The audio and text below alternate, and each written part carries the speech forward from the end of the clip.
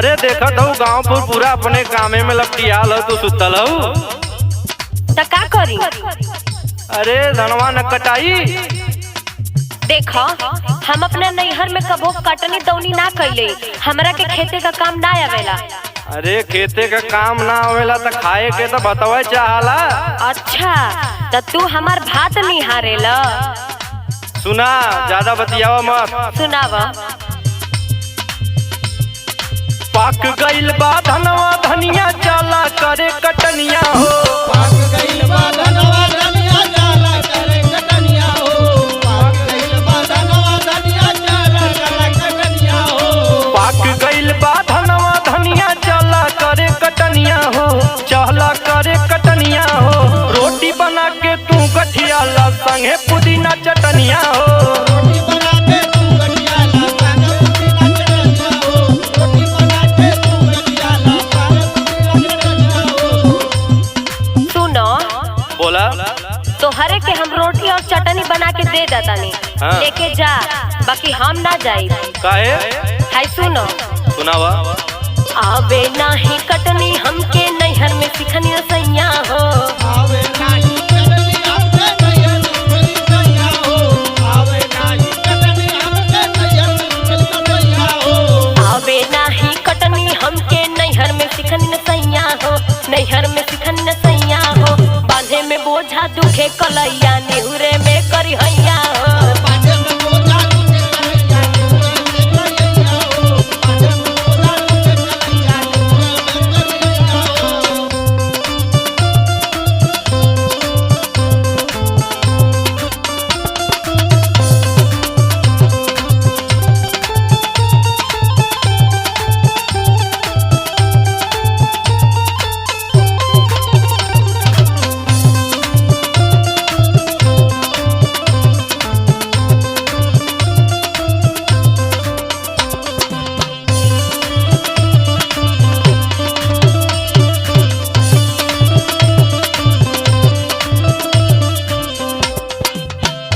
का कहलू है?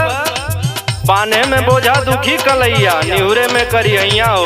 हाँ तब अरे तगलिया बगलिया कुल का कतो और से आल हैं, ओनाने ना करत हैं। कम से कम देख के तो सीखा। अच्छा तो उन्होंने का दाज करे के का हमके? हाँ दाज करे के हो, लगलू अंग्रेजी बतियावे। अरे अंग्रेजी कहाँ बोलत है? रखबू न पाव गोरी खेत खलिहान में।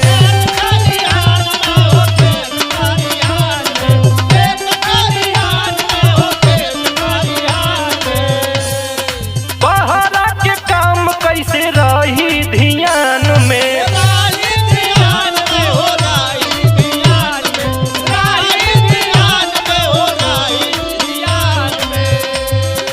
रखबू न पाव गोरी खेत खलिहान में। बहरा के काम कैसे रही ध्यान में।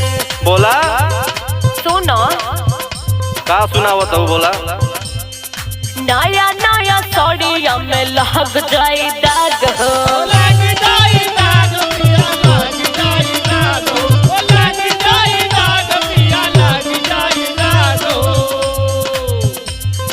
बाउर बुझात बा महीना ई माघ हो।